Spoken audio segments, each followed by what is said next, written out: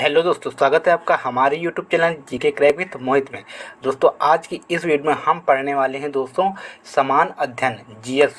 ठीक है दोस्तों, उत्तर प्रदेश लोक सेवा आयोग द्वारा दोस्तों ये जो भी अब तक के दोस्तों क्वेश्चन पूछे गए हैं, तो उन क्वेश्चन के बारे में हम बहुत ही डिटेल से दोस्तों पढ़ने वाले हैं। ठीक है, मैं आपको पहले बुक का दोस्तों रिव्यू दिखा देता हूँ और इसके बाद हम इस बुक को पढ़ेंगे। तो सबसे पहले आप दोस्तों देख लीजिए कि ये जो बुक है यूथ पब्लिकेशन की बुक है दोस्तों, बहुत ही अच्छी बुक उन्होंने दोस्तों कवर किया है। अगर आप इसको पढ़ना चाहते हैं तो ऑफलाइन भी दोस्तों ले सकते हैं, वरना दोस्तों आप इस वीडियो से देखकर अपना काम चला सकते हैं। बहुत ही अच्छे तरीके से दोस्तों मैं आपको यहाँ पे पढ़ाने वाला हूँ दोस्तों।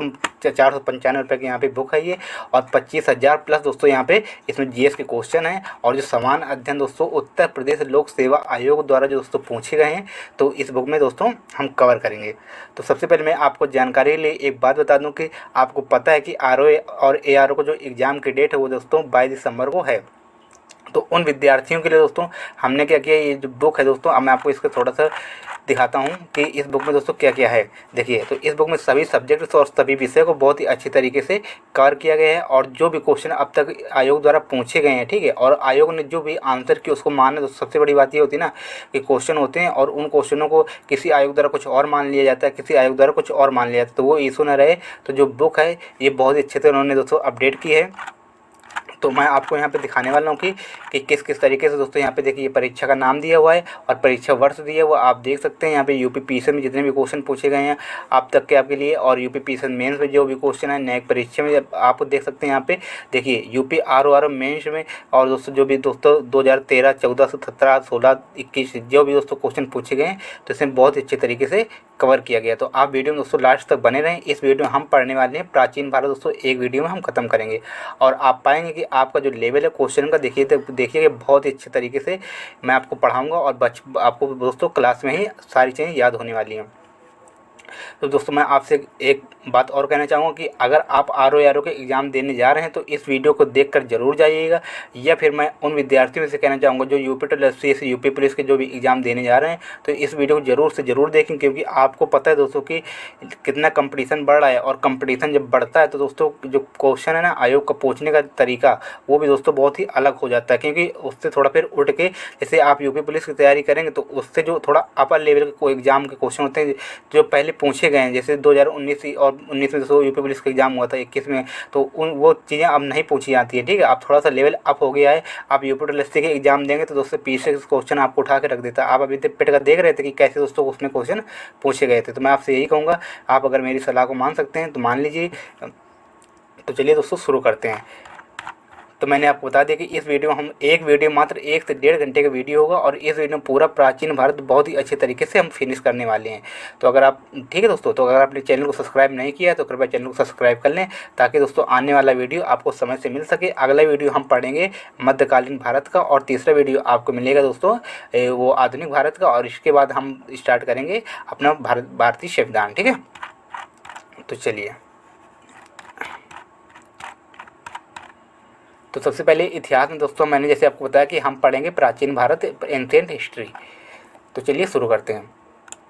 तो सबसे पहले देखिए दोस्तों यहाँ पे दिया कि मध्य पाषाणिक जो स्थलों की भौगोलिक दृष्टि से पश्चिम से पूर्व का क्रम। देखिए बहुत ही इंपॉर्टेंट क्वेश्चन आपसे पूछ लिया जाता है कि बताइए जो पश्चिम से पूर्व का क्रम है वो क्या है। तो पहला है मैदाहा, फिर लिखैया, फिर पैशरा, और फिर बीरभानपुर। ठीक है, तो चलिए यहाँ पे कुछ दिए गए पुरातात्विक स्थल एक तरफ लिखा गया, एक तरफ लिखा गया कि वर्तमान स्थान दोस्तों कहाँ पे है। तो बताइए निवासा। सीधे से दोस्तों क्वेश्चन ऐसे ही पूछा जाता है आपसे। ठीक है, तो आप उनको नाम याद रखिए, बहुत ज़्यादा डिटेल में आपको पढ़ने की जरूरत नहीं है। देखिए यहाँ पे मेंशन में दोस्तों कब पूछा गया, यूपी पीसीएस प्री 2023 में दोस्तों ये क्वेश्चन आया हुआ है। यूपी पीसीएस आरओ मेंस 2021 जो हुआ था, तो वह तो बुक बहुत ही अच्छी, बहुत ज़्यादा इंपॉर्टेंट बुक। आप इसको पढ़ेंगे तो आपका लेवल दोस्तों बहुत ही अच्छा तरीके से होने वाला है। चलिए देखते हैं। तो यहाँ पे पहले देखो दोस्तों, ये जो स्थल दिया गया है वो स्थल क्या दिया गया है कि निवासा। निवासा बताइए कहाँ पे है। तो निवासा आपका पड़ता है महाराष्ट्र में। तो मैंने बताया आपको निवासा कहाँ पे, महाराष्ट्र में। ईसमपुर कहाँ पे है, ईसमपुर पड़ता है कर्नाटक में। बहुत ही आराम, बहुत ही अच्छे तरीके से दोस्तों हम वीडियो खत्म करेंगे। आप वीडियो में लास्ट तक बने रहें, आपको सुनते रहें, आपको सुनते सुनते याद हो जाएगा। एक दो बार वीडियो और देखेंगे तो आपको आराम से याद हो जाएंगी चीज़ें। ठीक है, डीडवाना बताइए, डीडवाना कहाँ पे है। तो डीडवाना कहाँ पे, डीडवाना है राजस्थान पे। ऐसे गोडियाम गुफा जो है, देखिए आप देख रहे होंगे कि बहुत अलग तरीके से इसमें क्वेश्चन है, ठीक है। तो आपके दिमाग हो सकता है आपके दिमाग को हिट करें, तो आप परेशान मत होइए, आप सिर्फ सुनते जाइए, ठीक है। गोडियम गुफा दोस्तों कहाँ पे, ये पड़ती है आपको तमिलनाडु में, ठीक है। और ये है कि पुरातात्विक स्थल है और वर्तमान स्थान इनका यहाँ पे दिया हुआ है, ठीक है। अब आगे क्वेश्चन कह रहा है कि प्राचीन काल में आर्यों के जीविकोपार्जन का मुख्य साधन क्या था। उनके जीविकोपार्जन मतलब क्या क्या कह रहा है कि वो अपनी जीविका कैसे चलाते थे। तो कैसे चलाते थे, शिकार करते थे। शिकार तो क्या था दोस्तों, शिकार था, ठीक है। यहाँ पे दोस्तों कृषि आपको दे सकता है, तो कन्फ्यूजन नहीं होना है। जो प्राचीन काल में आर्य थे उनका जीविकोपार्जन क्या है, तो शिकार था, ठीक। वह स्थल जहाँ से प्राचीनतम स्थायी जीवन के प्रमाण मिले हैं, तो वो पड़ता है मेहरगढ़। उसका क्या नाम है, मेहरगढ़, ठीक है। यूपीपीएससी मेंस से पूछा गया है, तो आप यहाँ पे आराम से देख सकते हैं, ठीक है। गंगा घाटी में धान की खेती के प्राचीनतम प्रमाण मिले हैं, तो कहाँ से मिले हैं, लहुरा देव से मिले हैं, ठीक है। मध्य पाषाणकालीन स्थल से पशुपालन के, ठीक है। आप इन देखिए, धान की खेती का अलग, पशुपालन खेती के साथ उपलब्ध हुए हैं, तो कहाँ से हुए, बागौर से हुए। कहाँ से हुए, बागौर से हुए। तो मध्य पाषाण काल में बताइए, मध्य पाषाण काल में पशुपालन के प्रमाण मिलते हैं, तो कहाँ से मिलते हैं, तो लेखनीय मिलते हैं। कहाँ मिलते हैं, लेखनीय मिलते हैं। ऐसे मध्य पाषाणिक प्रसंग में पशुपालन के प्रमाण मिले हैं, तो कहाँ से मिले हैं, आदमगढ़ से मिले हैं, ठीक है। उत्खनित प्रमाणों के अनुसार पशुपालन प्रारंभ हुआ तो कब प्रारंभ हुआ था, मध्य पाषाण काल में, पुरापाषाण काल में, ऐसे आपको बताना है। तो कब प्रारंभ हुआ था, मध्य पाषाण काल में प्रारंभ हुआ था। मृत्यारहित नवपाषाणिक प्रस्तर प्रकाश में आया है, तो कब आया, गुफ्फर काल में। कब आया दोस्तों, गुफ्फर काल से। खाद्यान्नों की कृषि सर्वप्रथम प्रारंभ हुई थी, तो खाद्यान्नों की जो कृषि थी, ठीक है। तो कब मतलब खेती करना कब सीखा गया, ठीक है। तो कब सीखा, पुरापाषाण का, मध्य पाषाण का, नवपाषाण का, ऐसे आपके ऑप्शन दिए होंगे। तो इसमें कौन सही होगा, नवपाषाण काल ऑप्शन सही होगा, ठीक है। कह रहा है कि नवपाषाण कालीन निवासों के अवशेष मिले थे, वो कहाँ मिले हैं, तो बुर्जहोम में मिले। कहाँ, बुर्जहोम कहाँ पर, जम्मू कश्मीर, फरगढ़ और बुर्जहोम दोस्तों, जो मतलब कि गर्त निवास के अवशेष मिलते हैं। लोग क्या करते थे, गड्ढे बना के, वहाँ पे जमीन बहुत बड़े गड्ढे बना के तो वहाँ पे रहते थे, उससे गर्त काल कहते हैं, ठीक है। चलिए आगे देखते हैं। आगे आपको दोस्तों क्वेश्चन क्या कह रहा है, कि आगे आपको क्वेश्चन कह रहा है, चलिए एक मिनट दोस्तों, यहाँ आप देखेंगे कि उत्खनित प्रमाण के अनुसार पशुपालन के बारे में बता दिया यहाँ पे, और खाद्यान्नों कृषि बता दी। बताइए, राग का टीला, जो राग का टीला नवपाषाणकालीन स्थल किससे संबंधित है, संगम कल्लू से। किससे संबंधित, संगम कल्लू से संबंधित है। भारतीय उपमहाद्वीप में धान की खेती के प्राचीनतम साक्ष्य प्राप्त होते हैं, तो कहाँ से प्राप्त होते हैं, विंध्य क्षेत्र से प्राप्त हैं, ठीक है। मानव द्वारा सर्वप्रथम प्रयुक्त अनाज था, तो मानव द्वारा सर्वप्रथम प्रयुक्त अनाज क्या था दोस्तों, जौ था, ठीक है। जौ था। ऐसे यूपी में क्वेश्चन पूछ के जाते हैं, ठीक। बस लिए कपास की खेती का आरंभ सबसे पहले किया, कि कब कहाँ किया था, तो भारत में किया गया था। वृहद पाषाण मार्कों की पहचान की गई थी, तो कहाँ की गई थी, मृतक को दफनाने के स्थानों के रूप में की गई थी। एक ही कब्र से 3 मानव कंकाल। बताइए, एक ही कब्र से 3 मानव कंकाल दमदमा से मिले। कहाँ से मिले, दमदमा से मिले हैं, ठीक है। विंध्य क्षेत्र के शिलाश्रय जहाँ से सर्वाधिक मानव कंकाल मिले हैं। देखिए, अगर पूछते 3 मानव कंकाल निकले हैं, तो वो दमदमा से निकले हैं। अगर पूछता है कि ऐसा विंध्य क्षेत्र बताइए वह जहाँ पे, जहाँ से सर्वाधिक मानव कंकाल, तो सर्वाधिक मानव कंकाल कहाँ से मिलते हैं, तो लेके मिले हैं, ठीक है। भारत में वह शिलाश्रय जहाँ से सर्वाधिक चित्र प्राप्त है, सर्वाधिक चित्र प्राप्त वो कहाँ, भीमबेटका। भीमबेटका तो कहाँ पड़ता है, मध्य प्रदेश में पड़ता है, ठीक है। दधेरी कह रहा है, दधेरी एक पर्वतीय हड़प्पा पुरा स्थल है, तो वो कहाँ पड़ता है, ये पड़ता है, दधेरी कहाँ पड़ता है, पंजाब में पड़ता है, ठीक है। आपसे सीधे सीधे से पूछ लिया जाएगा। तो बताइए नेक्स्ट है कि ताम्र पाषाणिक स्थल जो नौदा टोली है, वो कहाँ पे है, नौदा टोली पड़ता है आपका मध्य प्रदेश में। दधेरी का बताया मैंने, पंजाब में बताया, ठीक है। ऐसे याद रखेंगे। गैरिक मृदभांड, ठीक है, का नामकरण हुआ था, तो कहाँ से हुआ था, हस्तिनापुर से। मतलब गैरिक जो मृदभांड मतलब क्या होते हैं, मिट्टी के जो बर्तन थे, पात्र थे, वो कहाँ से मिले, हस्तिनापुर से, ठीक है। भारत वह स्थल जहाँ से खुदाई से लौह धातु के प्रचलन के प्राचीनतम प्रमाण मिले हैं, तो वो क्या है, वो है दोस्तों अतरंजी खेड़ा। कहाँ है, अतरंजी खेड़ा से। लिखा कि ताम्राश्म काल में महाराष्ट्र के लोग मृतकों के शरीर को फर्श के नीचे रखकर दफनाते थे। तो कैसे दफनाते थे, तो दोस्तों उत्तर से दक्षिण की ओर। उत्तर से दक्षिण मतलब ऐसे, ये आपको दक्षिण हो गया, ठीक है, ये उत्तर हो गया, ठीक है। तो इस तरह दफनाते थे, इस तरह नहीं रखते थे, इस तरह रखते थे, ठीक है। उत्तर से दक्षिण की तरफ रखते थे। चलिए आगे देखते हैं।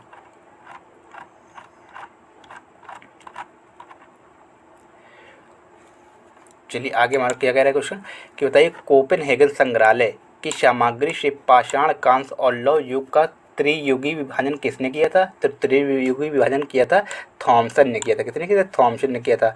भारत में प्रथम पुरापाषाणकालीन उपकरण की खोज करने वाले रॉबर्ट ब्रुसफोर्ड थे, क्या थे, एक भूगर्भ वैज्ञानिक थे। ताम्रपाषाणिक स्थल नवदा टोली का उत्खनन किया था, किसने किया था? एच.डी. शांकालिय ने किया था। किसने किया था? एच.डी. शांकालिय। भीमबेटका की गुफाएं प्रसिद्ध बताया मैंने। भीमबेटका कहाँ पे? भीमबेटका दोस्तों मध्य प्रदेश में है। और ये किस लिए प्रसिद्ध है? तो शैल चित्र के लिए प्रसिद्ध है। किसके लिए? शैल चित्र के लिए प्रसिद्ध है। दमदमा नामक पुरा स्थल संबंधित है। दमदमा यहाँ पे दोस्तों क्या मिला है?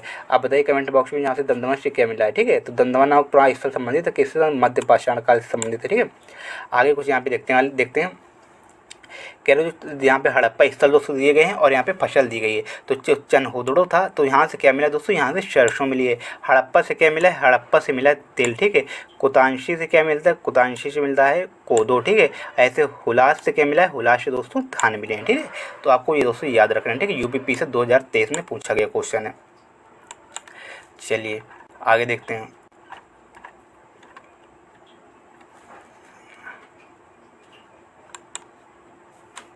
आगे देखिए कि लिखा कि हड़प्पा सभ्यता के जल संरक्षण के साक्ष्य, जो जल संरक्षण के साक्ष्य कहाँ से मिले हैं? तो वो मिलते हैं आपके धौलावीरा से। इंपॉर्टेंट क्वेश्चन है, याद रखेंगे।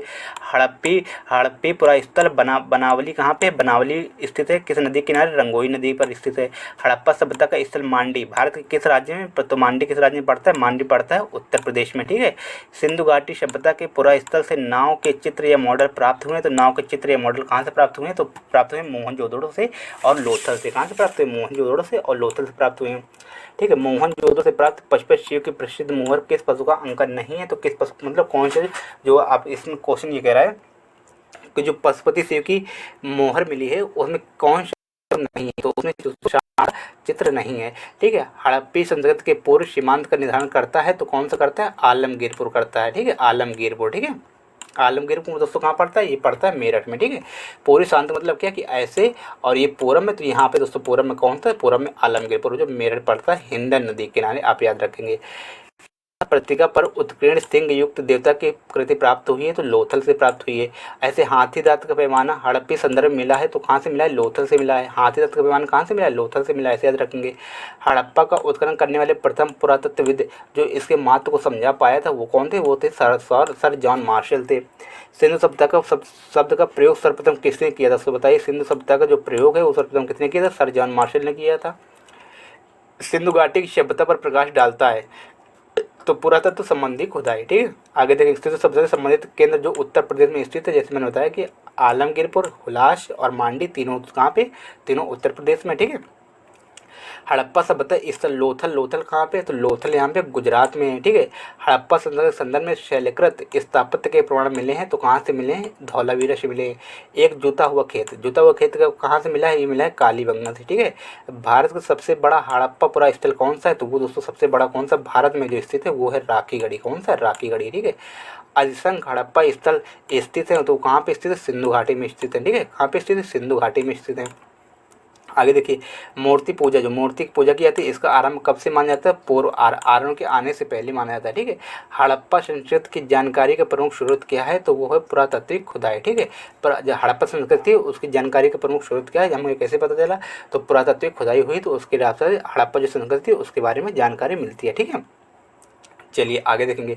लिखा अवेस्ता, जो अवेस्ता और ऋग्वेद में समानता है। अवेस्ता किस क्षेत्र से संबंधित? तो अवेस्ता किस क्षेत्र से संबंधित है? अवेस्ता संबंधित है ईरान से। ठीक है, ये पूछा गया आपका यूपी लोअर प्री में। ठीक है, चलिए, भारत में कपास की खेती का सबसे पहला साक्ष्य प्राप्त हुआ। तो कपास की खेती का सबसे पहला साक्ष्य कहाँ प्राप्त हुआ है? तो प्राप्त हुआ है मेहरगढ़ में। ठीक है, हड़प्पा का वह स्थान जहाँ पर मिट्टी के हल की आकृति मिली है तो कहाँ से मिली? बनावली से मिली है। ठीक है, आगे देखेंगे। चलिए आगे देखते हैं।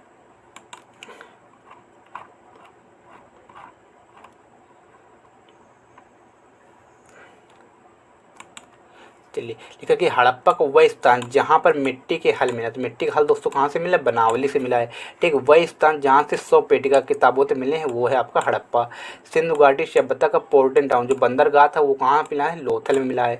ठीक है, भारत में स्वतंत्रता के बाद सर्वाधिक हड़प्पा स्थलों की खोज कहाँ पे? सर्वाधिक हड़प्पा स्थल कहाँ पे खोजे गए हैं स्वतंत्रता के बाद? तो वो आपके खोजे गए कहाँ पे? गुजरात में खोजे गए। ठीक है, बहुत अच्छी तरीके से इसको याद रखेंगे। आगे देखते हैं। आगे लिखा है कि ऋग्वैदिक एवं उत्तर वैदिक काल दोस्तों अब पढ़ने वाले, वो आपको पूरा फिनिश हो गया। अब यहाँ पे ऋग्वैदिक काल एवं उत्तर वैदिक काल के बारे में पढ़ने वाले हैं। चलिए, बहुत ही फास्ट रिवीजन होगा आपका, तो वीडियो में लास्ट तक बने रहें और आप पाएंगे कि आपका बहुत ही अच्छे तरीके से दोस्तों रिवीजन हो गया है। और आप दोस्तों इस बुक्स को अगर खरीद सकते हैं ऑफलाइन तो खरीद लीजिएगा, वरना आप आराम से वीडियो में देखेंगे तो आराम से आपको सारी चीज़ें कवर हो जाएंगी। ठीक है, आपको 2 से 3 बार देखिए, आप अपने हिसाब से पढ़ेंगे तो नहीं पढ़ पाएंगे। ठीक है, अगर मेरे वीडियो दोस्तों देखेंगे तो हो सकता है 1-2 घंटे में आपको पूरे अच्छे तरीके से फिनिश करवा दूँ। ठीक है, तो अगर आपको वीडियो अच्छा लग रहा हो दोस्तों तो वीडियो को लाइक एक बार जरूर करें और चैनल को सब्सक्राइब कर लें। दोस्तों हमारी मेहनत है, तो अगर आप लाइक करते हैं तो दोस्तों हमें उससे एनर्जी मिलती है, ताकि हमें वीडियो बनाने के लिए दोस्तों वो प्रेरित करती है। तो चलिए देखते हैं। तो सबसे पहले ऋग्वैदिक एवं उत्तर वैदिक काल पढ़ने वाले हैं। तो ऋग्वैदिक एवं उत्तर वैदिक काल में तो यहाँ पे लिखा कि ऋग्वेद में उल्लेखित दसराज युद्ध था, वो लड़ा गया था किस नदी किनारे लड़ा गया था, तो वो लड़ा गया था परशुनी नदी किनारे, जिससे अब रावी नदी के नाम से दोस्तों हम जानते हैं। ठीक है, चलिए बताइए, पुराणों के 5 लक्षणों का उल्लेख मिलता है, तो वो कहाँ मिलता है? मत्स्य पुराण मिलता है। कहाँ पे मिलता है? मत्स्य पुराण मिलता है। देखिए यूपीपीएससी एग्जाम दोस्तों 2021 में पूछा गया है। बताइए 1028 संस्करण उससे कहाँ पे हैं? तो वो ऋग्वेद में है। ठीक है, अष्टक भी कहा जाता है। अष्टक किसको कहा जाता है? ऋग्वेद को कहा जाता है। बहुत ही अच्छा क्वेश्चन है। बताइए कि अष्टक किसको कहा जाता है? तो अष्टक अगर आप वेद सामवेद को, यजुर्वेद को, किसको? तो ऋग्वेद को कहा जाता है। ठीक है, चलिए आगे यहाँ पे मैं आपको बताने वाला हूँ कि ये दोस्तों क्या है, ब्राह्मण ग्रंथ हैं। बहुत ज़्यादा एग्जाम में अगर लेवल अच्छा पहुँचता है तो ये ज़रूर पहुँचता है। तो मैं आपसे यही कहूँगा कि अगर आप किसी भी एग्ज़ाम की तैयारी कर रहे हैं, आप ये मत सोचिए कि बहुत ही इसमें अच्छा लेवल दिया गया है। आपके दोस्तों जो एग्ज़ाम हो रहे हैं, आयोग क्या कर रहे हैं, कंपटीशन को देखते हुए बहुत ही अच्छे तरीके से क्वेश्चन वो दोस्तों रखता है। और वो क्वेश्चन अधिकतर यूपीपीसीएस या आरओ ऐसे एग्जाम से उठाता है। जैसे आप यूपी लिस्ट के एग्जाम देंगे तो उसका आप लेवल देखते हैं। पेट का दोस्तों आपने देखा था किस तरह के, ऐसे इसका ऐसा लेवल था कि पीछे से नहीं पूछता उस तरह का। तो आप ये मत सोच के पढ़िए कि ये यूपी पुलिस के लिए है तो ये हमारे नहीं है। अगर आप जूनियर असिस्टेंट की भी तैयारी कर रहे हैं तो भी आपके लिए बहुत ज़्यादा इंपॉर्टेंट है ये। ठीक है, तो चलिए देखते हैं आगे। ऋग्वेद, यहाँ पे ऋग्वेद दिया गया है। ऋग्वेद के सामने यहाँ पे ब्राह्मण ग्रंथ, देखिए वेद पूछेगा फिर आपको बता देगा ब्राह्मण ग्रंथ बताइए। तो जो ऋग्वेद है, ऋग्वेद में कौशितकी और ऐतरेय ब्राह्मण, तो ये ऋग्वेद के। यजुर्वेद बताइए, यजुर्वेद के शतपथ और तैत्तिरीय ब्राह्मण किसके? यजुर्वेद के। ऐसे सामवेद के ब्राह्मण ग्रंथ बताइए पंचविश बहुत ज़्यादा इंपॉर्टेंट है। षड्विश, अद्भुत, जैमिनी, जैमिनी को याद रखिएगा, जैमिनी किसका? सामवेद का है। ठीक है, ऐसे अथर्ववेद का गोपद ब्राह्मण बहुत ज़्यादा इंपॉर्टेंट है, इसको याद रखिए। गोपद ब्राह्मण बहुत ज़्यादा पूछता है। बताइए जो गोपद ब्राह्मण किस वेद से संबंधित है? तो अथर्ववेद से संबंधित। ठीक है, एक कह रहे एक वेदांग नहीं है, तो एक वेदांग क्या नहीं है? तो स्मृति एक वेदांग नहीं है। ठीक है, आगे देखेंगे। वैदिक कालीन प्रशासन में भाग 2, जो भाग 2 था वो अधिकारी था, वो क्या था? तो वो राजस्व कर जमा करने वाला। ठीक, तो क्या करता था? भाग 2 क्या करता था? वो राजस्व जमा करता था। ठीक है, वह ग्रंथ जिसमें आयुर्वेद शब्द का प्रयोग हुआ है वह दोस्तों क्या है? ऋग्वेद। आयुर्वेद शब्द का प्रयोग किसमें हुआ है? तो ग्रंथ वो है आपका ऋग्वेद में। ठीक है, महाभारत का उपनाम क्या है? तो महाभारत का दूसरा नाम क्या है? तो महाभारत का दूसरा नाम सत्य संहित्री संहिता। ठीक है, पवित्र गायत्री मंत्र अंतर्विष्ट है। पवित्र गायत्री मंत्र कहाँ पे है? तो ऋग्वेद में। कहाँ किस में? ऋग्वेद में। गायत्री मंत्र के नाम से प्रसिद्ध मंत्र सर्वप्रथम मिलता है तो किसे मिलता है? ऋग्वेद में मिलता है। ठीक है, ऋग्वेद की मूल लिपि थी, तो ऋग्वेद की मूल लिपि क्या थी? तो ऋग्वेद की जो मूल लिपि थी वो ब्राह्मी थी। किस ऋग्वेद को किस लिपि में लिखा गया? तो ब्राह्मी थी। ठीक है, ऋग्वेद पर आधारित संकलन है। तो कौन संकलन है? तो दोस्तों सामवेद है। कौन सा? सामवेद। ऋग्वैदिक धर्म था। ऋग्वैदिक धर्म कौन था? बहुदेववादी था। कैसा था? बहुदेववादी था। ठीक है, ऋग्वेद काल में जनता विश्वास करती थी। ऋग्वेद काल में जनता किस पे विश्वास करती थी? बलि एवं कर्मकांड पर विश्वास रखती थी। ऋग्वेद काल में जो जनता विश्वास करती थी वो किस पे विश्वास करती थी? बलि एवं कर्मकांड पे। जो गोत्र शब्द का सर्वप्रथम प्रयोग हुआ था वो कहाँ हुआ? गोत्र शब्द का सर्वप्रथम प्रयोग ऋग्वेद में हुआ है। ठीक है, ऐसे बताइए ऋग्वेद में सर्वाधिक संख्या में मंत्र संबंधित है। तो ऋग्वेद में सर्वाधिक जो मंत्र हैं वो किसके विषय में है? तो वो इंद्र के विषय में। ठीक है, सबसे प्राचीन वेद है, सबसे प्राचीन वेद कौन सा है? ऋग्वेद है। वह वैदिक ग्रंथ जिसमें वर्ण शब्द का सर्वप्रथम नामों उल्लेख मिलता है उसे क्या कहते हैं? उसे कहते हैं ऋग्वेद कहते हैं। ठीक है, ऋग्वेद में उल्लेखित यौ शब्द जो है किस कृषि उत्पाद हेतु प्रयोग किया गया है? तो यौ किया गया है जौ के लिए। यौ किसके लिए किया गया? जौ के लिए किया गया है। ऋग्वेद में उल्लेखित प्रसिद्ध 10 राजाओं का युद्ध लड़ा गया था, तो किस नदी के किनारे लड़ा गया था? ये मैं आपको बता चुका। परुष्णी नदी, जिसे अब रावी नदी के नाम से जानते हैं। ठीक है, ऋग वैदिक काल के आरंभ में महत्वपूर्ण मूल्यवान संपत्ति समझा जाता था। किसे समझा जाता था? गाय को समझा जाता था। किसे समझा जाता था? गाय को। वैदिक काल में अघन्य माना था। अघन्य मतलब होता है कि ना मारने योग्य। किसे माना गया है? तो गाय को माना गया है। ठीक है, किसको माना गया? गाय को माना गया है। वैदिक साहित्य जिसमें मोक्ष की चर्चा मिलती है, तो मोक्ष की चर्चा किसे मिलती है? वो है आपको उपनिषद। उपनिषद में क्या मिलती है? मोक्ष की चर्चा मिलती है। ठीक है, तो अगर वीडियो अच्छा लग रहा हो, हमारी मेहनत आपको पसंद आ रही है, तो कृपया वीडियो दोस्तों एक बार लाइक जरूर कर सकते हैं आप। तो चलिए आगे देखते हैं।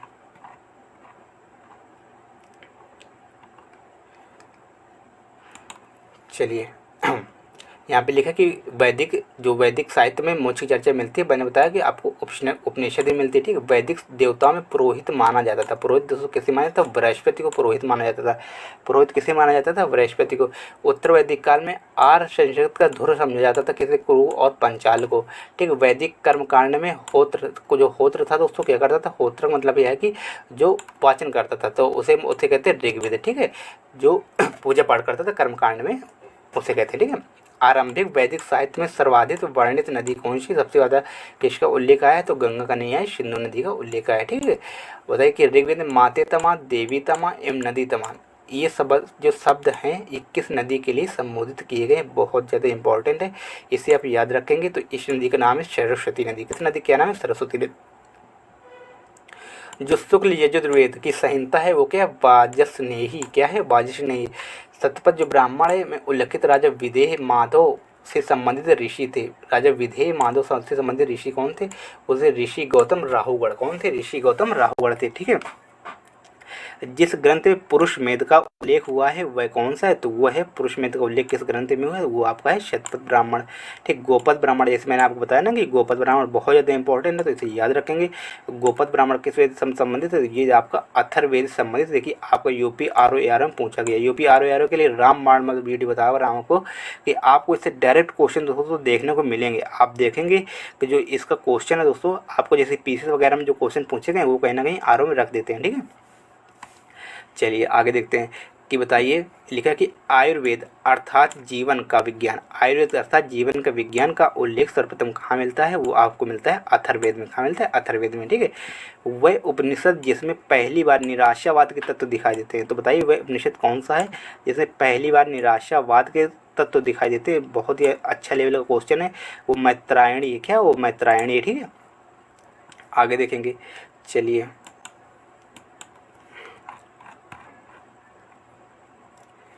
आगे आपको देखिए दोस्तों क्वेश्चन क्या दिया गया है कि बताइए कि भारतीय प्रतीक पर उत्कीर्ण जो सत्यमेव जयते। बहुत ही अच्छा क्वेश्चन है ये। आपको देखिए अगर आप कोई भी एग्जाम देते होंगे तो अक्सर आप टेस्ट मौका लगाते होंगे तो उसमें आपको क्वेश्चन ही देखने को मिलता है। ठीक है, तो बताइए भारतीय प्रतीक पर उत्कीर्ण जो सत्यमेव जयते वो कहाँ से लिए गए? वो लिए गए मुंडकोपनिषद से लिया गया है। जिंक अवस्था और ऋग्वेद में समानता है। जिंद अवस्था किससे संबंधित है? जिंद अवस्था संबंधित है ईरान से। ठीक है, बताइए प्राचीन भारत में निशाका से जाने जाते थे। निशाका किसको जाने जाते थे? स्वर्ण के जो आभूषण होते थे उन्हें निशाका कहते थे। क्या कहते थे? निशाका कहते थे प्राचीन भारत में। 14वीं शताब्दी में पूर्व एक अभिलेख जिसमें वैदिक देवताओं का वर्णन है प्राप्त हुआ है। कहाँ से प्राप्त हुआ है? तो बोगज कोई एशिया माइनर से प्राप्त हुआ है। मनु स्मृति मुख्यतः संबंधित है। तो मनु स्मृति किससे संबंधित है? तो मनु स्मृति संबंधित है आपकी समाज व्यवस्था को दर्शाता है। वह उपनिषद जिसमें आध्यात्मिक ज्ञान के विषय में नचिकेता और यम संवाद का प्राप्त होता है। नचिकेता और यम का संवाद प्राप्त होता है तो वो है आपका कठोपनिषद। ठीक है, यम और नचिकेता का संवाद किसमें प्राप्त होता है? तो वह उपनिषद बताइए। तो उस उपनिषद का नाम है कठोपनिषद। ठीक है, ऋग्वेद में उल्लेखित अफगानिस्तान के साथ आर्यों के संबंध का सूचक है। तो वो क्या है? कुब्रा और कर्मो नदी। ठीक है, कुब्रा और कर्मो नदी। ठीक है, बताइए कि सर्वाधिक ऋग्वेद जो सूक्त समर्पित हैं वो किसको समर्पित हैं? तो वो समर्पित हैं इंद्र को। किसको समर्पित हैं? इंद्र को समर्पित हैं। जो आर्य शब्द का शाब्दिक अर्थ क्या होता है? बताइए आर्य शब्द का जो आर्य शब्द है इसका शाब्दिक अर्थ क्या है? तो इसका अर्थ श्रेष्ठ। क्या है? इसका अर्थ है श्रेष्ठ। ठीक है, अधर्वी का अर्थ क्या था? अधर्वी का यज्ञ था यज्ञ कराने वाला पुरोहित या पंडित। यज्ञ कराने वाला पुरोहित को क्या कहते थे? अधर्वी कहते थे। ठीक है, उपनिषद काल के राजा अश्वपति शासक थे। तो किसके शासक थे? कैकेयी के शासक थे। ठीक है, बताइए सर्ग और प्रतिसर्ग वंश मनवंतर और वंशानुचरित संकेतक हैं। किसके संकेतक हैं? ये तो बेटा पुराणों के संकेतक हैं। ठीक है, बताइए भारत का प्रथम विधि निर्माता माना जाता है। तो भारत का प्रथम विधि निर्माता किससे माना जाता है? जिन्होंने लिखी थी मनु स्मृति।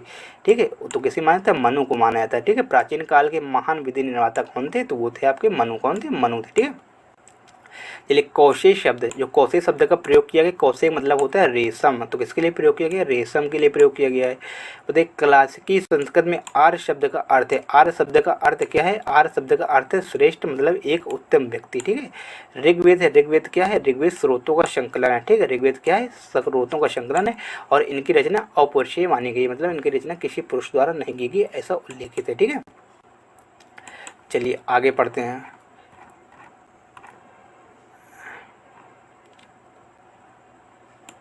आगे पढ़ेंगे। देखिए इतिहास जो शब्द का उल्लेख मिलता है तो वो किस वेद में मिलता है, तो इतिहास शब्द का उल्लेख अथर्ववेद में मिलता है। इतिहास शब्द का उल्लेख कहाँ मिलता है, अथर्ववेद में मिलता है।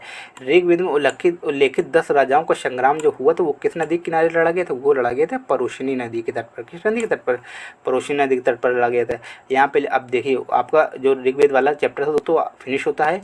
अब वेदों के बारे में दोस्तों जो पूरी चीज़ें थी हमने यहाँ पे पढ़ ली, जो अब तक एग्जाम में पूछी गई, ठीक है। अब आगे हम पढ़ेंगे 6वीं शताब्दी ईसा पूर्व की राजनीतिक दशा क्या थी, महाजनपदों का उदय और मगध साम्राज्य के शांत। हम इस वीडियो को खत्म करेंगे, तो चलिए आगे देखते हैं।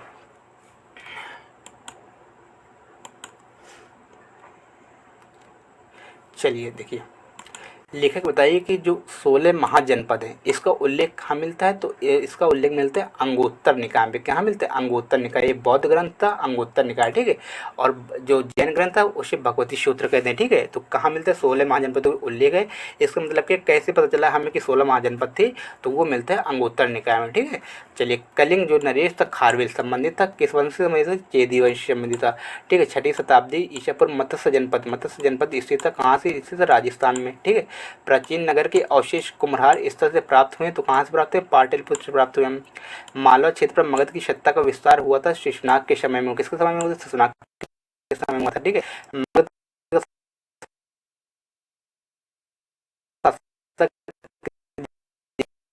तो वह थे कौन था, अजातशत्रु था। मगध का सम्राट जिसे अपोर परशुराम के नाम से जाना जाता है तो महापद्मानंद। अब परशुराम के नाम से किसको जाना जाता था, वो था महापद्मानंद, ठीक है। प्राचीन श्रावस्ती का नगर विन्यास आकृति है, तो कौन कैसी आकृति, अर्धचंद्राकार आकृति है। 6वीं शताब्दी ईसा पूर्व शक्तिमती राजधानी थी, तो किसकी राजधानी थी, तो वो चेदी की राजधानी थी, ठीक है।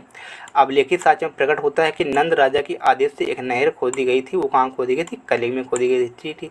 उदयन वासदत्ता की दंत कथा संबंधित है, उदयन वासदत्ता की दंत कथा संबंधित है कौशाम्बी में, ठीक है।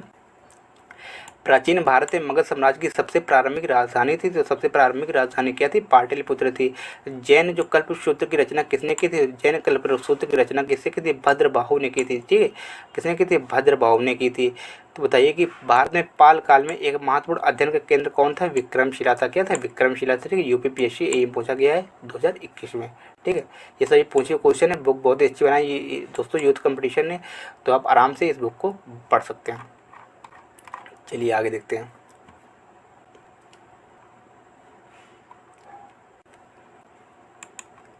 आगे देखिए यूपी पीसीएस आरओ मेंस में क्वेश्चन पूछा गया कि जो बताइए श्रावस्ती यहाँ पे संबंधित तीर्थंकर थे, ठीक है। तो श्रावस्ती से कौन संबंधित, शंभुनाथ थे, ठीक। काकंदी से सुविधानाथ, ठीक है। अयोध्या से कौन थे, ऋषभनाथ थे, ठीक है। और पवोशा से कौन थे, पदम प्रभु थे, ठीक है। तक्षशिला विद्यालय का उत्खनन कराया था, तो किसने कराया था, तक्षशिला विद्यालय का उत्खनन करवाया था जॉन मार्शल ने। किसने करवाया था, जॉन मार्शल ने करवाया था। महावीर का प्रथम अनुयायी बना, महावीर ने पहली शिक्षा किसको दी, तो वो था जमाली, ठीक। कौन थे, जमाली, ठीक है, उनका दामाद। बताइए त्रिरत्न सिद्धांत, तो बताइए जो थे सम्यक धारणा, सम्यक चरित, सम्यक ज्ञान किस धर्म की महिमा है, तो ये जैन धर्म की है। किस धर्म की, जैन धर्म की। आजीविक संप्रदाय के संस्थापक थे, आजीविक संप्रदाय कौन थे, मखली घोषाल थे। प्रारंभिक जैन साहित्य में लिखा गया था अर्धमागधी भाषा में। किस भाषा में लिखा गया था, अर्धमागधी भाषा में लिखा गया। यह अपनी जो एक संप्रदाय था, तो जैन धर्म का, तो किस जो यापनी था एक संप्रदाय था, किस संप्रदाय था, तो जैन धर्म का था, ठीक है। तीर्थंकर जो शब्द संबंधित है, किस संबंधित है, जैन धर्म से संबंधित है। जैन सभा जिसमें अंतिम रूप से श्वेतांबर आगमन संपादन हुआ, तो वो कहाँ हुआ था, पाटलिपुत्र में हुआ था। प्रभास गिरी जो तीर्थ स्थल है वो कहाँ, वो किसका है, वो है जैनों का। धर्म जो विश्व विनाशकारी प्रलय की अवधारणा में विश्वास तो नहीं करता है, तो वो कौन नहीं करता, जैन धर्म नहीं करता है। जैनियों की पवित्र पुस्तक कहलाती है, क्या कहलाती है, अगम सिद्धांत कहलाती है। जैनियों की पवित्र पुस्तक उसे कहते हैं अगम सिद्धांत। दर्शन जिसने पुनर्जन्म के विश्वास को अस्वीकार कर दिया था, वो कौन थे, चारवाक ऋषि थे, ठीक है। बुद्ध का जन्म कहाँ हुआ था, बुद्ध का जन्म लुम्बिनी में हुआ था, ठीक। बौद्ध धर्म के बारे में पढ़ेंगे। बुद्ध की मृत्यु जहाँ हुई थी वह स्थान कौन था, उत्तर प्रदेश था। बुद्ध के जीवन की घटना जिसे महाविनिष्क्रमण के रूप में जाना जाता है, तो किसे क्या कहते हैं, गृह त्याग को। गौतम बुद्ध ने अपना प्रथम प्रवचन दिया था तो कहाँ दिया था, सारनाथ में दिया था। कहाँ दिया था, सारनाथ में दिया था। ठीक है, चलिए बहुत ही स्पीड से दोस्तों हम इसको ख़त्म करेंगे, क्योंकि मैं आपको ज़्यादा समय नहीं बर्बाद करने वाला हूँ। यहाँ पे बहुत ही स्पीड में दोस्तों मैं आपको ये वीडियो पढ़ाने वाला हूँ। चलिए आगे देखते हैं। देखिए, गौतम बुद्ध ने अपना प्रथम प्रवचन कहाँ दिया, तो प्रथम प्रवचन दिया था सारनाथ में। कहाँ पे दिया था, सारनाथ में। बुद्ध के जो उपदेश संबंधित वो किससे संबंधित है, आचरण शुद्धता एवं पवित्रता से संबंधित हैं।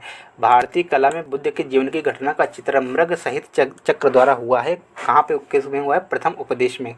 कहाँ पे हुआ, प्रथम उपदेश में। धर्म चक्र प्रवर्तन किया गया था, तो धर्म चक्र प्रवर्तन किया गया था। धर्म चक्र प्रवर्तन कहाँ से किया, सारनाथ में। ठीक है, सारनाथ में अपना प्रथम प्रवचन दिया था। किसने दिया था, वो तो महात्मा बुद्ध ने दिया था। बुद्ध ने सर्वाधिक उपदेश कहाँ दिए, सर्वाधिक उपदेश रावस्ते में। अगर प्रथम पहुंचता तो वो थे कहाँ पे, सारनाथ में। ठीक है, जो बौद्ध संघ में बिछोड़े के रूप में स्त्रियों के प्रवेश की अनुमति बुद्ध द्वारा दी गई थी, तो कहाँ दी गई थी, वैशाली में दी गई थी। और किसके कहने पे, तो आनंद के कहने पे, ये भी याद रखेंगे। बुद्ध के जीवन काल में ही संघ का प्रमुख होना चाहता था, तो कौन होना चाहता था, देवदत्त होना चाहता था। बुद्ध द्वारा रूपांतरित अंतिम व्यक्ति कौन था, सुबुद्ध था। इसका मतलब कि रूपांतरित मतलब क्या कि बुद्ध ने अंतिम शिक्षा किसे दी, तो सुबुद्ध को दी थी। त्रिपिटक है क्या, बुद्ध के उपदेशों का संग्रह। बुद्ध ने जितने उपदेश दिए हैं उनको संग्रह कर दिया गया त्रिपिटक में। ठीक है, बौद्ध धर्म में त्रिरत्न संबंधित करता है। त्रिरत्न जो है वो इंगित करता है किसे, बुद्ध, धम्म और संघ से। प्रथम बौद्ध संगीति का आयोजन कहाँ हुआ था, तो अजातशत्रु के शासनकाल में हुआ था। ठीक है, कहाँ हुआ था, अजातशत्रु के शासनकाल में। शासनकाल किसका था, अजातशत्रु का था। ठीक है, कहाँ पे हुआ था, राजगृह में। ठीक है, आपको याद होगा कि RVP और के से याद दोस्तों याद रखते हैं। ठीक है, RVP के से। ठीक है, ये राजगृह, पहली दूसरी वैशाली, P से पाटलिपुत्र, के से कश्मीर। एक बार और सुनिए, पहला दूसरा तीसरा चौथा, 4 बौद्ध संगीति हुई हैं। ठीक है, RVP के से याद रखेंगे। R से क्या है, राजगृह, V से वैशाली, P से पाटलिपुत्र, के से कश्मीर। तो उसमें जो पहली हुई थी तो उस समय किसका शासनकाल था, उस समय अजातशत्रु का शासनकाल था। ठीक है, तो ये याद रखना है आपको। चलिए आगे देखते हैं।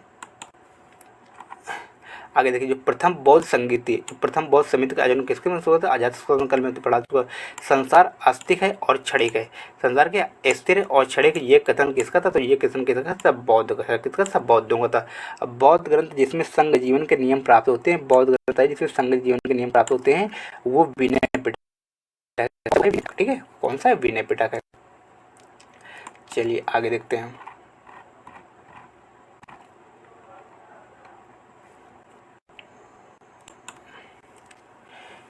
विदेशी राजा जिसने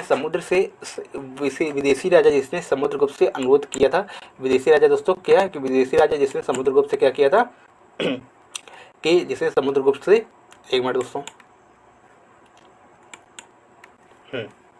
ठीक है, विदेशी राजा जिसने समुद्रगुप्त से अनुरोध किया था कि उसे भारत में बौद्ध विहार बनाने की अनुमति दी जाए, वह कौन था, तो वह था मेघवर्मन। कौन था, वह कौन था, मेघवर्मन था। बोध गया में महात्मा बुद्ध ने 2 बंजारों को उपदेश देकर अपना उपासक बना दिया था। वे थे कौन थे, वे थे मल्लिक और तपस्वी थे। सप्तपर्णी गुफा स्थित है, कहाँ पे है, राजगृह में है, वो पड़ता है बिहार में। विशुद्ध मग नामक पुस्तक किस संप्रदाय से संबंधित है, वो संबंधित है हीनयान से। शून्यता के सिद्धांत का सर्वप्रथम प्रतिपादक करने वाले बौद्ध दार्शनिक कौन थे, तो वो थे नागार्जुन। उत्तर प्रदेश में बौद्ध एवं जैनियों द्वारा दोनों की प्रसिद्ध तीर्थस्थली के कौशाम्बी, याद रखेंगे, बहुत अच्छा क्वेश्चन है, बहुत ज़्यादा एग्जाम में पूछा जाता है। बौद्ध तथा जैन दोनों ही धर्म में विश्वास करते हैं, तो कर्म तथा पुनर्जन्म के सिद्धांत दोनों सही। ठीक, कर्म पे विश्वास करते हैं और पुनर्जन्म के सिद्धांत सही है। अफगानिस्तान का बामियान प्रसिद्ध था, किसके लिए प्रसिद्ध था, तो बुद्ध प्रतिमा के लिए प्रसिद्ध है। ठीक है, देश से मूर्ति पूजा की नींव रखी थी, किसने रखी थी, बौद्ध धर्म में। ठीक, वह काल जिसमें बुद्ध की खड़ी प्रतिमा बनाई गई थी, वही काल जिसमें बुद्ध की खड़ी प्रतिमा बनाई गई थी, वो बनाई गई थी कुषाण काल में। ठीक है, वह बनाई गई थी कुषाण काल में। भूमि स्पर्श मुद्रा की सारनाथ बुद्ध प्रतिमा से संबंधित है गुप्त काल से। तो विक्रमशिला विहार के संस्थापक कौन थे, तो इसके थे धर्मपाल। स्तूप के उत्खनन में सारिपुत्र की अवशेष प्राप्त हुए थे सांची से। बौद्ध पवित्र स्थल जो निरंजना नदी के तट पर स्थित वह है बोध गया। एशिया के ज्योति पुंज के तौर पर जाना जाता है, किसको जाना जाता है, गौतम बुद्ध को जाना जाता है। गौतम बुद्ध के समय प्रसिद्ध वैद्य जीवक बहुत ज़्यादा पहुँच जाता है, इंपॉर्टेंट है। किसके दरबार से संबंधित था दोस्तों, क्या कौन था, ये था राजवैद्य। तो किसके दरबार समय से, बिम्बिसार के दौरान रहता था। बुद्ध कौशाम्बी में आए थे, किसके समय में आए थे, उदयन काल के समय में आए थे। ठीक, तिब्बत में बौद्ध धर्म के सुधार में महती भूमिका निभाने वाले उपाध्यक्ष अतीश किस विहार के प्रसिद्ध विद्वान थे, तो ये थे विक्रमशिला विहार के। अर्धनारीश्वर मूर्ति में आधा शिव तथा आधा पार्वती प्रतीक है। देव तो किसका प्रतीक है? देव और उसकी शक्ति का योग, ठीक है, देव और उसकी शक्ति का योग। गौतम बुद्ध ने प्रथम धार्मिक प्रवचन दिया था, कहाँ दिया? सारनाथ में दिया था, ठीक है। भारत में सर्वप्रथम मानव मूर्तियों की पूजा हुई थी, तो किसकी पूजा हुई थी? सबसे पहले बुद्ध की पूजा हुई थी, ठीक है। चलिए आगे देखते हैं।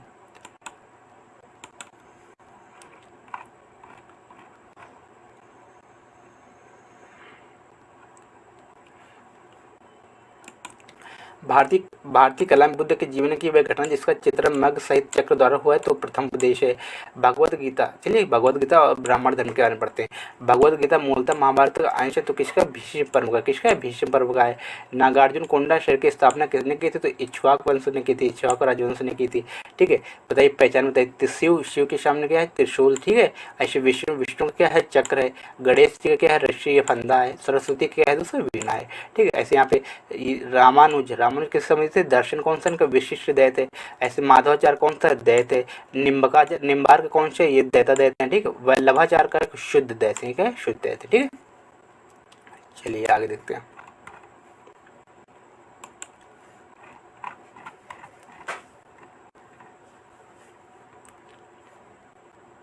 आगे देखिए दोस्तों क्या कह रहा है, तो बताइए कि मंडन विशेष से किसके से? कुमारिल भट्ट के। UP PCS ACF RFO 2021 mains में पूछा गया है, ठीक है। तुम्हारा अधिकार कर्म पर है, फल की प्राप्ति पर नहीं, ये कहा गया है। किसमें कहा गया है कि बताइए जो तुम्हारा अधिकार, तुम कर्म करो, फल की चिंता मत करो, ये किसमें कहा गया? गीता में कहा गया है, ठीक है। मोक्ष के साधन के रूप में ज्ञान कर्म तथा भक्ति के समान महत्व देता है, तो कौन देता है? भगवत गीता देता है। भगवत धर्म से संबंधित प्राचीन अभिलेखी साक्ष्य जो मिलता है वो कहाँ मिलता है? हेलियोडोरस का बेसनगर अभिलेख है, जो हेलियोडोरस का बेसनगर अभिलेख है वहाँ पे मिलता है। जो आदि शंकराचार्य द्वारा स्थापित 4 मठ कौन से? तो जोशी मठ, द्वारका, पुरी और श्रृंगेरी। तो एक बार और देखेंगे जोशी मठ। और पहले तो देखिए ये क्वेश्चन है, मतलब 4 मठ है, इनकी स्थापना किसने की थी? तो ये की थी शंकराचार्य ने। और कौन कौन से? तो जोशी मठ है, द्वारका है, पुरी है और श्रृंगेरी। नैनार कौन थे? नैनार थे जो शैव धर्म अनुयायी थे, उन्हें नैनार कहा जाता था, ठीक है। सही सम्मेलन देखेंगे कि वल्लभाचार्य यहाँ पे सूचित है, वल्लभाचार्य के संबंध से पुष्टि मार्ग से, ठीक है। रामानुज विशिष्ट दैता है, ठीक है। ऐसे माधवाचार्य होता है दैतत्ववाद, ठीक है। जो शंकर थे वो अद्वैतवाद थे, ठीक है। चलिए आगे देखते हैं। मौर्य साम्राज्य के बारे में हम पढ़ेंगे। मौर्य साम्राज्य के बारे में हम वीडियो देखने वाले हैं कि चलिए मगध एम्पायर, ठीक, मौर्य एम्पायर मतलब, ठीक है। मौर्यों के इतिहास के लिए अधिक प्रमाणिक माना जाता है, तो कौन सा पुराण कौन सा माना जाता है? वह विष्णु पुराण। कौन सा? विष्णु पुराण, ठीक है। जो आंध्रों के इतिहास के लिए अधिक प्रमाणिक माना जाता है वह मत्स्य पुराण। मत्स्य पुराण दोस्तों सबसे पुराना पुराण कौन सा? मत्स्य पुराण, ठीक है। मौर्य काल में सदैव राजा के पास रहने वाले विश्व परीक्षक वैद्य को कहा जाता था, तो क्या कहते? जांगलीविद कहते। किसका कहते? जांगलीविद कहते थे। शासक जो मौर्य राजा से संबंधित नहीं, तो कौन सा? अग्निमित्र मौर्य राजा से संबंधित नहीं था। अशोकों के स्तंभ के लिए पत्थर निकाला जाता था। पत्थर कहाँ से निकाला जाता था? चुनार से निकाला जाता था। अशोक व शिलालेख जो धार्मिक संश्लेषण के बारे में बताते हैं, तो कौन सा शिलालेख थे? 12वां शिलालेख है, ठीक है। यहाँ पे दोस्तों हम वन लाइनर ही पढ़ने वाले, क्योंकि वन लाइनर की बुक है, तो हम मत सोचिए कि डिटेल्स नहीं। अगले जो वीडियो दोस्तों आएंगे, जो जितने भी यूथ की जो बुक हैं वो हम आपको बहुत अच्छी तरीके से पढ़ाएंगे। अगर कोई डिटेल्स वाली बुक आती है तो आपको उसको हम जरूर पढ़ाएंगे, ठीक है। चलिए अभी एक बुक आई दोस्तों यूपी पीसीएस की, वो मैं आपको अगली वीडियो में पढ़ाने वाले हैं, ठीक है। तो आप अगर आपने चैनल को सब्सक्राइब नहीं किया तो कृपया चैनल को सब्सक्राइब जरूर कर लीजिएगा, अगर हमारी मेहनत आपको पसंद आ रही हो तो, ठीक है। सम्राट अशोक ने अपने राज्याभिषेक के बाद कलिंग पर विजय प्राप्त किया, तो कितने वर्ष बाद थे? तो 8 वर्ष बाद किया था। प्राकृत भाषा के पोषक तो कौन थे? तो सातवाहन नरेश थे। लेकिन कला के लोक पक्ष को अधिक प्रोत्साहन मिला था, तो सातवाहन काल में मिला था। मधुरा मूर्तिकला शैली प्रारंभ हुई थी तो कुषाण के शासनकाल में। कब प्रारंभ थी? कुषाण के शासनकाल में प्रारंभ थी। वे शासक जिन्होंने गिरनार क्षेत्र में जल संसाधन व्यवस्था की ओर ध्यान दिया, तो वो कौन थे? वो थे चंद्रगुप्त मौर्य अशोक थे। कौन थे? वो थे चंद्रगुप्त मौर्य अशोक। राजा जिसे एक अभिलेख से सूचना मिलती है वह शाक्यमुनि बुद्ध का जन्म लुम्बिनी में हुआ था, वो कौन थे? अशोक थे, ठीक है। सारनाथ स्तंभ का निर्माण किसने किया? सारनाथ स्तंभ का निर्माण किसने किया? तो वो किया था अशोक ने। किसने किया था? अशोक ने किया था। अशोक द्वारा स्थापित सबसे सुरक्षित स्तंभ कौन सा है? तो लौरिया नंदनगढ़ है। कौन सा? लौरिया है नंदनगढ़, ठीक है। अशोक वह अभिलेख जिसमें जो कनक मुनि बुद्ध के अस्तित्व को प्रमाणित करता है वो निगाली सागर स्तंभ है। कौन सा? निगाली सागर स्तंभ है, जो कनक मुनि बुद्ध के अस्तित्व को प्रमाणित करता है। गुर्जरा लघु शिलालेख है जिसमें अशोक का नामोल्लेख किया गया है, वह स्थित कहाँ पे है? मध्य प्रदेश के दतिया जिले में स्थित है। अशोक के अभिलेखों में पूर्ण रूपेण धार्मिक सहिष्णुता के प्रति समर्पित शिलालेख है। कौन सा है? शिलालेख कौन सा है? 12वां शिलालेख है। कौन सा है? 12वां शिलालेख है, ठीक है। आगे देखिए।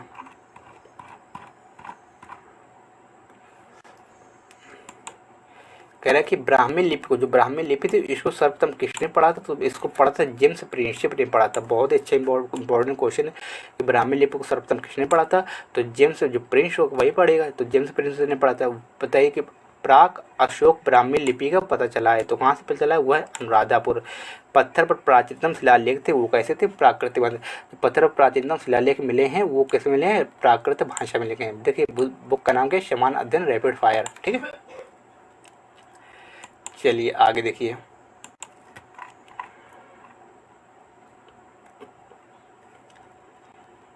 आगे हम पढ़ेंगे कि अपने साम्राज्य के उत्तरी पश्चिम भाग में उत्कीर्ण राजाओं के अशोक ने लिपियों का इसका प्रयोग किया था। तो आरमाइक लिपि का, ग्रीक लिपि का और खरोष्टी का, आरमाइक, ग्रीक एवं खरोष्टी लिपि 3 लिपियों का उपयोग दोस्तों किसने किया था? अशोक ने अपनी लिपियों का प्रयोग किया था। ठीक है, उत्कीर्ण करवाने में। इलाहाबाद में अशोक स्तंभ सूचना प्रदान करता है, किसके बारे में प्रदान करता है? समुद्रगुप्त के बारे में करता है। फयान भारत कब आया था? फयान भारत आया था 399 AD में। ठीक है, कलिंग युद्ध का विवरण हमें मिलता है, कलिंग युद्ध का हमें विवरण किससे मिलता है? 13वें शिलालेख में मिलता है।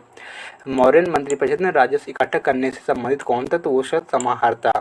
अशोक का समकालीन तुर्मय राजा कहाँ था? तुर्मय राजा मिश्र का था। अशोक समकालीन कौन सा राजा था मिश्र में? उसमें तुर्मय था। ठीक है, समकालीन मतलब उसमें कौन राज कर रहा था? मकदोनिया में अशोक का समकालीन राजा कौन था? एंटिगोन गोनटस था। ठीक है, टालेमी फिलाडेल्फस जिसके साथ अशोक के राजा ने संबंधित थे शासक था, कहाँ का था? मिश्र का था। एक इतिहासकार के अनुसार शिलालेखों में अशोक ने जिस धर्म का प्रतिपादन किया था वह वास्तव राजधर्म था। तो किसका था? फ्लीट का था। आधुनिक देवनागरी लिपि का प्राचीनतम रूप है वो कौन सा? ब्राह्मी है। ठीक है, जिसने सहिष्णुता, उदारता और करुणा के विविध आधार पर राजधर्म की स्थापना की है, तो वो कौन था? अशोक था। सांची का स्तूप किसने बनवाया था? तो वो बनवाया था अशोक ने। ब्राह्मी लिपि का प्रथम उद्वाचन उत्कीर्ण अक्षरों से किया गया था, तो किसमें किया गया था? स्तंभों पर किया गया था। बुलंदीबाग प्राचीन स्थान था, बुलंदीबाग प्राचीन स्थान किसका था? तो पाटलिपुत्र का था। किसका था? पाटलिपुत्र का था।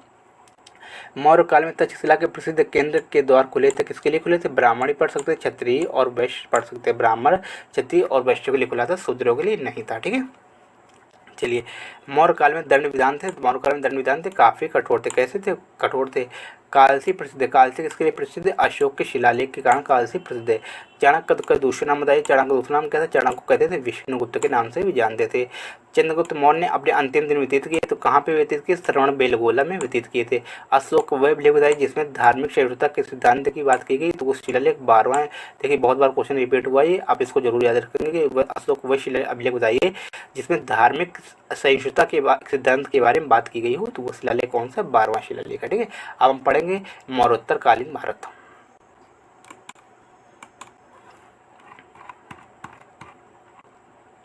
मौर्योत्तरकालीन भारत पढ़िए, बताइएगा कि बताइए जो शिमुक वंश था, शिमुक का संस्थापक कौन था? बहुत ही अच्छा क्वेश्चन है। तो वो कौन से? सातवाहन का। ठीक है, शिमुक संस्थापक था किसका था? सातवाहन का। ये सातवाहन वंश का संस्थापक कौन था? शिमुक था। ठीक है, कार्तवाहन क्षत्रपों ने अति दुर्लभ सिक्के प्रचलित किए थे, तो ताम्र धातु में। ठीक है, अशोक के द्वितीय शिलालेख में उल्लेख नहीं, तो क्या ये उल्लेख नहीं? सातवाहन शासक का उल्लेख नहीं है। खारवेल की विषय में जानकारी का स्रोत क्या है? तो खारवेल की विषय में जानकारी का जो स्रोत है वो है हाथी कुंभा का अभिलेख। राजवंशों में सबसे पुराना राजवंश कौन था? तो वो था सातवाहन। मौर्यों के बाद दक्षिण भारत में सबसे प्रभावशाली राज्य कौन था? तो वो भी था कौन सा? सातवाहन था। मौर्य के बाद जो दक्षिण भारत में सबसे प्रभावशाली राज्य कौन था? वो था सातवाहन। सातवाहनों की राजधानी क्या थी? सातवाहनों की राजधानी क्या थी? तो वो थी अमरावती।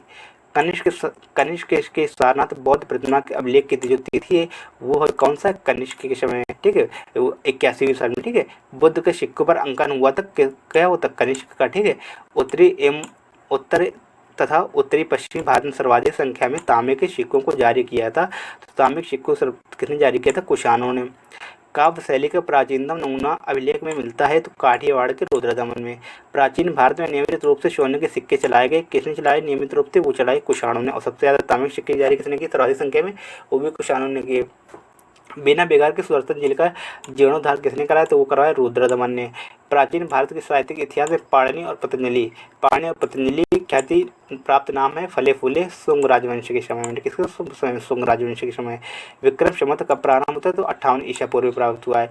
महाभाष्य के लेखक जो पतंजलि के समसामयिक थे, ठीक है, वो कौन से? पुष्यमित्र शुंग थे। मतलब महाभाष्य के लेखक पतंजलि समसामयिक थे किसके? पुष्यमित्र शुंग के, उसके शासनकाल में रहते थे। विक्रम एवं शक मतलब अंतर जो वर्षों का, तो कितने वर्षों का अंतर है? वो है 135 वर्षों। कितने वर्षों का? 135 वर्षों का अंतर है। चलिए आगे देखिए।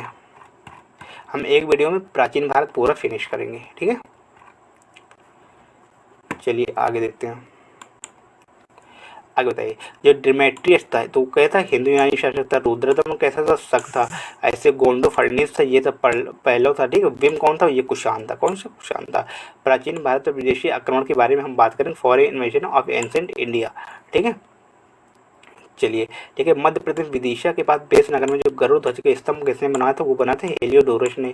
हमारे देश को इंडिया संबोधित करने वाले थे, तो इंडिया हमारे देश को किसने संबोधित किया, तो वो किया यूनानियों ने। किसने किया था, यूनानियों ने। जैसा पता है ना कि अभी नाम बदला जा रहा है, इंडिया से भारत कर किया जा रहा है, तो किसने कहा था, वो क्या था, यूनानियों ने, ठीक है। ये हिंद यवन शासक जितने शीशे के सिक्के जारी किए, तो वो कौन थे, स्टेटो सेकंड था। बस था जितने सर्वप्रथम सोने के सिक्के जारी करने का श्रेय जाता था, वो किसको जाता है, भीम कड़विशेष को जाता है। वीर भारती राजा का नाम, जिसे सिकंदर ने झेलम के तट पर पराजित किया था। तो झेलम के तट पर किसे पराजित किया था, पूर्व पोरस को पराजित किया। किसको, पोरस को पराजित किया था।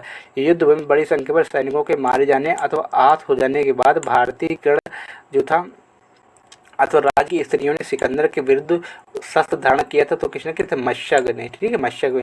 आयुर्वेद के प्रसिद्ध विद्वान चरक, चरक कहाँ पे रहते थे, तो चरक रहते थे कनिष्क शासनकाल में, ठीक है। किसका दरबार अलंकार करते थे, मतलब कहाँ रहते थे। अब पढ़ेंगे संगम युग के बारे में, ठीक है।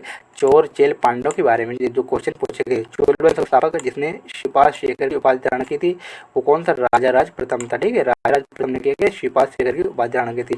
संगम ग्रंथ तोलकाप्पियम आधारित पर आधारित व्याकरण पर, ठीक है, व्याकरण पर। तमिल साहित्य का व्याकरण इसको कहते हैं, संगम ग्रंथ को, ठीक है। तमिल ग्रंथ जैसे लघुवेद की संज्ञा दी गई, वो कौन थे, कुराल। तमिल ग्रंथ है जिसे लघुवेद कहा गया, तो वो कौन है, कुराल है। शिल्पाधिकारम के लेखक कौन थे, शिल्पाधिकारम के लेखक थे इलिंगो। कौन थे, इलिंगो। तृतीय संगम हुआ था, तृतीय संगम कहाँ पे होता, वो होता मदुरई में। बृहदेश्वर मंदिर जो भगवान शिव को 2014 में समर्पित किया गया, तो वह स्थित कहाँ है, वह स्थित है तंजावुर में, ठीक है। वो कहाँ पे स्थित है, वो तंजावुर में स्थित है। चलिए आगे देखेंगे।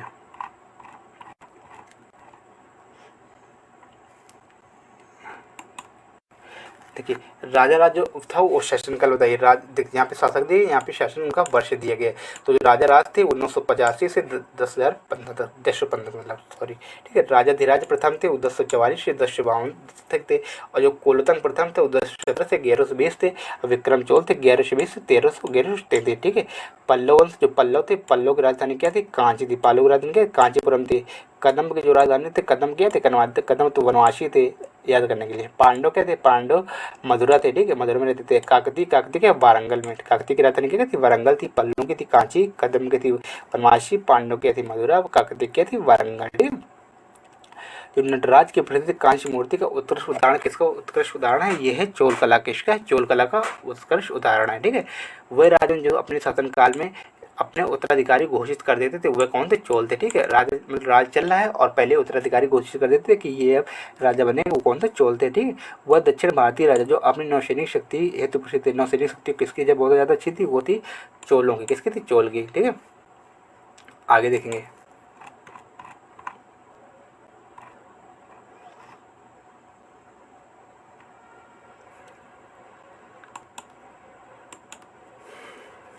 लेकिन जो चोल गंगम नामक उपराय से कृत्रिम झील बनवाने का श्रेय किसको जाता है, वो जाता है राजेंद्र को।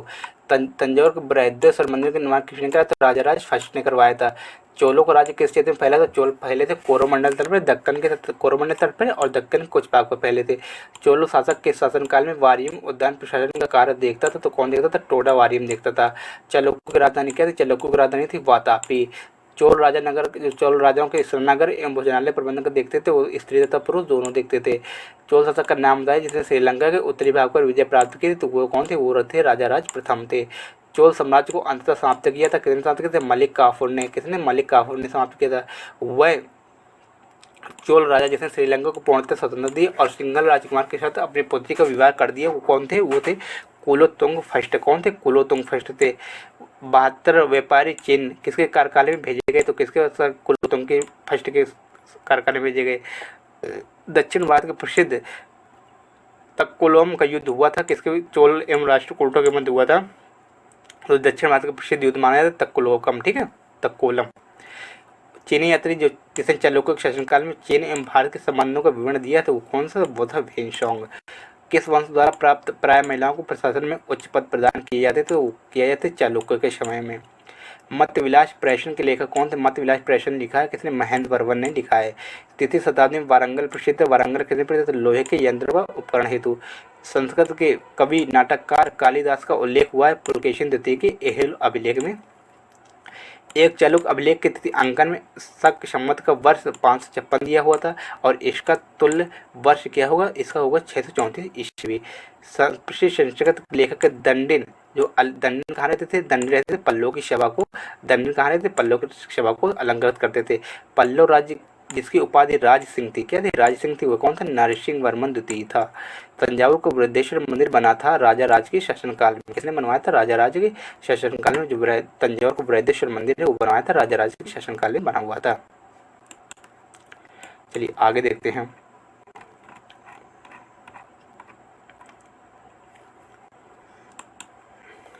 देखिए दक्षिण भारत के समुद्र के समकालीन नरेश यहाँ पे दिखा रहे धनंजन और उनके राज्य क्या थे? उनका था कुस्तलपुर। नील राज्य का क्या था? अवमुक्त था। ठीक। उग्रसेन कहाँ था? पालक्का का था। और विष्णुगुप्त जो था वो कहाँ था? कांची का था। ठीक है। यहाँ पे राजवंश दिए गए, यहाँ पे दोस्तों राजधानी दी गई। पल्लव बताइए कांची में। और पांडव की थी मधुरा। यादवों की क्या थी? यादवों की देवगिरी थी जहाँ का शासक रामचंद्र था। ठीक है। जिसको किसने हराया था? कमेंट बॉक्स में बताइए। अलाउद्दीन खिलजी ने। ठीक। काकतीय वंश के शासनस्थापक कौन था? काकतीय वंश की राजधानी क्या थी? वारंगल थी। ठीक है। अब पढ़ेंगे गुप्त पीरियड, गुप्त काल। ठीक है। मंदसौर जो प्रस्तुति उपलब्धियों का विवरण प्रस्तुत करता है वो कौन करता है? कुमारगुप्त फर्स्ट है। शक विजय के संदर्भ सबसे सबल प्रमाण नरेश की रजत मुद्राएं हैं वो कौन थे? चंद्रगुप्त द्वितीय। ठीक है। रजत सिक्के जारी करने वाला प्रथम गुप्त शासक कौन था? तो वो था रजत सिक्के किसने जारी किए थे? रजत मतलब चांदी के सिक्के किसने जारी किए थे? चंद्रगुप्त द्वितीय ने। भारत का नेपोलियन किसे कहा था? तो भारत का नेपोलियन के नाम से जाना था समुद्रगुप्त को। किसको जाना था? समुद्रगुप्त को। ठीक है। और इसको किसने कहा था? तो विंसेंट स्मिथ ने कहा था। विंसेंट स्मिथ ने इनको क्या कहा था? भारत का नेपोलियन कहा जाता था। और भारत का नेपोलियन के नाम से किसको जानते हैं? समुद्रगुप्त को जानते हैं। चलिए आगे देखिए। आगे देखेंगे। आगे आपको क्वेश्चन दिया हुआ है। यहाँ पे क्वेश्चन क्या दिया हुआ है कि बताइए जो शक विजेता था। ठीक है। शक विजेता, शकों को किसने जीता था? जो शक विजेता था वो कौन था? वो था चंद्रगुप्त द्वितीय था। गुप्त शक जिन्हें होड़ों पर विजय प्राप्त की थी वो कौन था? वो स्कंदगुप्त था। अगर पूछता है होड़ों पर विजय किसने प्राप्त की थी तो वो आपका स्कंदगुप्त है। अगर शक विजेता कहा जाता है तो वो आपका चंद्रगुप्त द्वितीय है। गुप्त जो स्वर्ण मुद्रा को कहा जाता था वो किसके कहा जाता था? दिनार को कहा जाता था। गुप्त अभिलेखों में दिनार जिसका वाचक था वह क्या है? वह कांस्य सिक्का। सत्य प्रथा का प्रथम अभिलेख साक्ष्य प्राप्त होता है वो कहाँ प्राप्त हुआ? एरड़ अभिलेख में। 437 और 38 के मंदसौर अभिलेख में एक भव्य सूर्य मंदिर के निर्माण का उल्लेख मिलता है रेशम बुनकरों की श्रेणी में। सारनाथ की भूमि स्पष्ट मुद्रा वाली बुद्ध प्रतिमा कलांकित है गुप्त काल में। किसे? गुप्त काल से। प्राचीन भारत में वैवंश जिसके शासनकाल में स्वर्ण युग कहा जाता था। किसके शासनकाल को स्वर्ण युग कहा जाता था? तब गुप्तों के शासनकाल को स्वर्ण युग कहा जाता था। राजवंश जो होड़ों के आक्रमण से अत्यंत विचलित हुए तो वो कौन था? गुप्त था। भाग और बलि क्या थे? भाग और बलि क्या थे? राजस्व के स्रोतकार थे एक प्रकार के। अधोलिखित में गुप्तकालीन स्वर्ण मुद्रा है वो कौन थी? दिनार थी। गुप्तकालीन स्वर्ण मुद्रा तो उसे क्या कहते थे? उसे कहते थे दिनार। जो भारतीय दर्शन की प्रारंभिक शाखा है वो क्या है? सांख्य है। कर्म का सिद्धांत संबंधित है किससे? मीमांसा से। योग दर्शन के प्रतिपादक कौन थे? योग दर्शन के प्रतिपादक कौन है? पतंजलि हैं। न्याय दर्शन को प्रचारित किसने किया था? तो गौतम ने किया था। भारत में आस्तिक तथा नास्तिक संप्रदायों को वेदक लक्षण है वेदों की प्रामाणिकता में आस्था। ठीक है। कामरूप में वैष्णव धर्म को लोकप्रिय बनाया किसने बनाया? शंकर देव ने बनाया। बीज गणित के क्षेत्र में योगदान देने के विशेष रूप में माना जाता है किसको माना जाता है? भास्कर को माना जाता है। कालिदास द्वारा रचित मल्लिका विजयनम नामक नायक कौन था? वो था अग्निमित्र था। ठीक है। कायस्थ जाति का सर्वप्रथम उल्लेख किसमें मिलता है? वो मिलता है याज्ञवल्क्य में। दास मुक्ति के अनुष्ठान का विधान सर्वप्रथम प्रयुक्त किया था किसने? नारद ने किया था। पांडव जो वर्धन भुक्ति अवस्थित थी वो कहाँ थी? उत्तरी बंगाल में। गुप्तकालीन भारत में उत्तरी भारत व्यापार संचालित होता था ताम्रलिप्ति बंदरगाह से। ठीक है। ताम्रलिप्ति बंदरगाह से। ये कहाँ था? उड़ीसा में। ठीक है। चलिए आगे देखेंगे।